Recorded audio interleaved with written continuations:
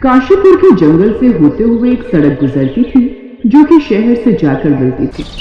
उन जंगलों के इसी वीरानों के बीचों बीच एक फूस से बनी झोपड़ी खड़ी थी, जहां बाहर एक पुराना बोर्ड लटका था और उस पर लिखा हुआ था झोपड़ी वाला ढाबा। ये ढाबा चलाती थी सोनम, जो कि 40 साल की थी। वो झोपड़ी में अपनी बेटी रितु के साथ रहती थी।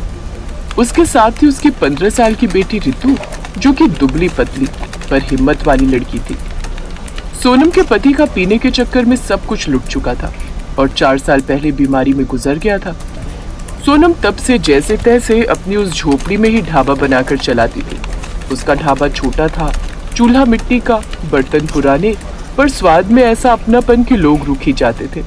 एक रोज सुबह सुबह सोनम आटा गूंथ रही थी और रितु चूल्हा जला रही थी। बाहर का मौसम भी काफी खराब था। बादलों की गड़गड़ाहट लगातार हुए जा रही थी। माँ, आज तो मौसम बाहर बहुत खराब है, लगता है तेज बारिश होने वाली है।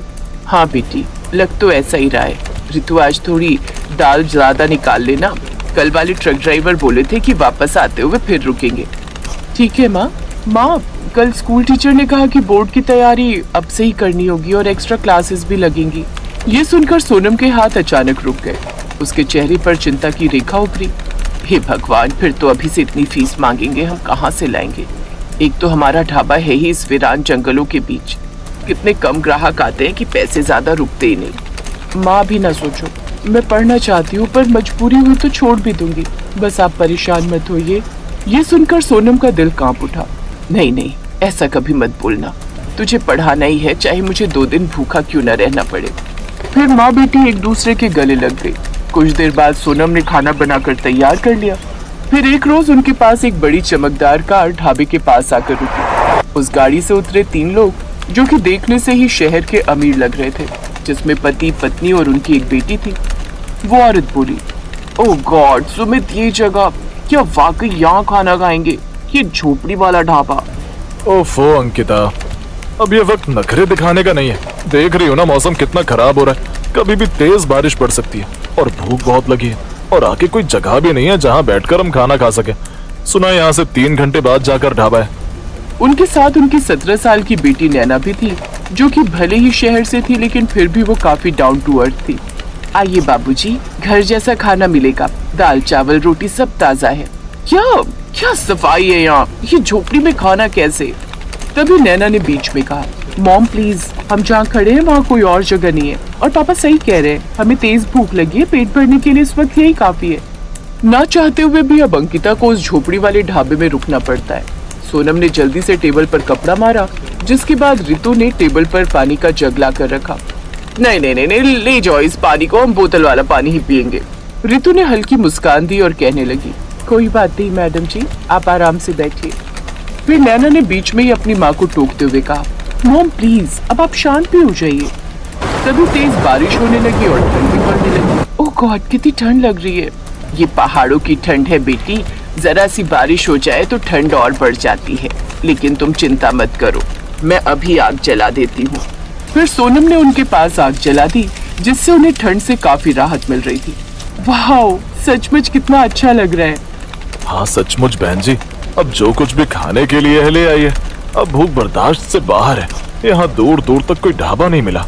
जी साहब, बस अभी लाई। जब सोनम और रितु ने खाना परोसा, उसमें सिंपल दाल, गरम गरम रोटियां, आलू गोभी की सब्जी, साथ ही सलाद, धनिये पुदीने की चटनी और साथ ही अपने हाथों का बनाया हुआ अचार भी परोसा। ठंडी ठंडी हवा के साथ भीगी भीगी बारिश और आग की लपटें और साथ में गर्मा गर्म टेस्टी खाना, वो सब देखते ही उन लोगों का चेहरा बदल गया। नैना ने पहला निवाला लेते ही कहा, मॉम ये तो कमाल का स्वाद है। अंकिता ने चुपचाप खाना खाया। इतना स्वाद इतने सिंपल खाने में कैसे? प्यार से बनाती हूँ मैडम जी, केवल ये ढाबा ही मेरा सहारा है जिससे मैं अपनी बेटी और अपना पेट पालती हूँ। अंकिता पहली बार सोनम को पिघलते दिल से देख रही थी। खाना खत्म होने के बाद नैना रितु से बातें करने लगी। तुम स्कूल जाती हो? हाँ, पर शायद आगे न जा पाऊँ, फीस देना मुश्किल हो रहा है।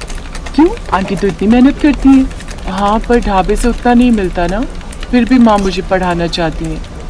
अंकिता ये बातें चुपचाप सुन रही थी। वो धीरे से बोली, तुम्हारे पापा नहीं है?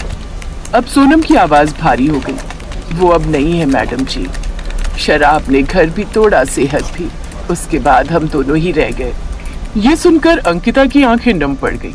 उसने कभी संघर्ष को इतने करीब से नहीं देखा था। वो ये सब बातें कर ही रहे थे कि तभी अचानक 2 बाइक आकर रुकी, जिसमें से 3 गुंडे उतरकर ढाबे के अंदर घुसे। सोनम, इस महीने का 2000 निकाल। भैया भैया इस बार थोड़ा सा समय दे दो, अभी ढाबा चला नहीं। बहाने मत बना, पैसा दे वरना ढाबा उखाड़ देंगे। ये क्या बदतमीजी है?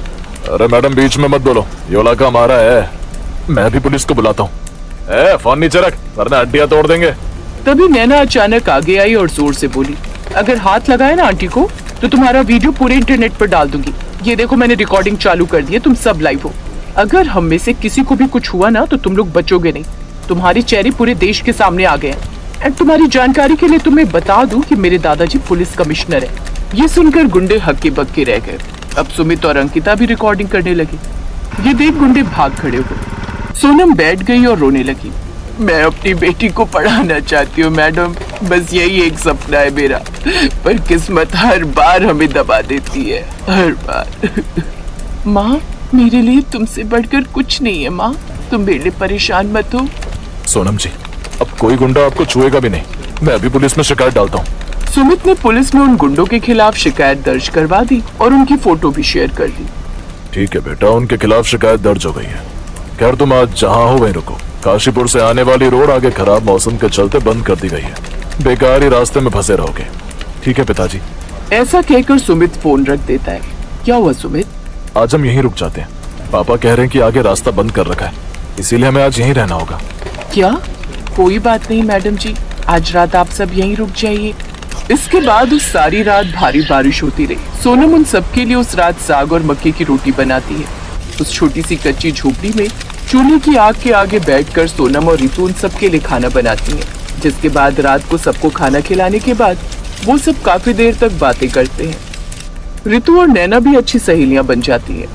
फिर सोनम और रितु तीनों को खाट बिछाकर उस पर सुला देती है, जबकि दोनों माँ बेटी जमीन पर चटाई बिछाकर सो जाती हैं। इसके बाद अगली सुबह उसने नाश्ते में सबके लिए आलू के पराठे बनाए।